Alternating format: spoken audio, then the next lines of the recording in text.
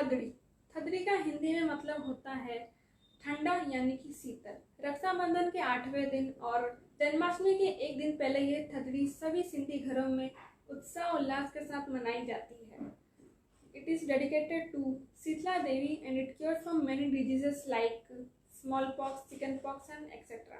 And it is dedicated to children and it is related to their health and wealth.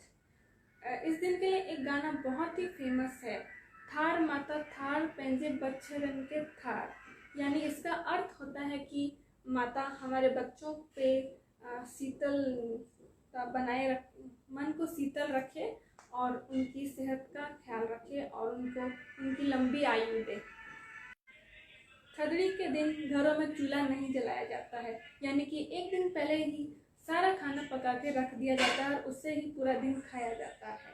थदड़ी के दिन कई सारे पकवान बनते हैं, जैसे कि मीठी टिक्की, इसे कई लोग मीठो लोलो भी कहते हैं, बेसनी, मसाले वाले आलू, मसाले वाली भिंडी, करेला, बूंदी का रायता, मूंग दाल के पराठे और भी कई तरह की चीज़ें बनाई जाती हैं।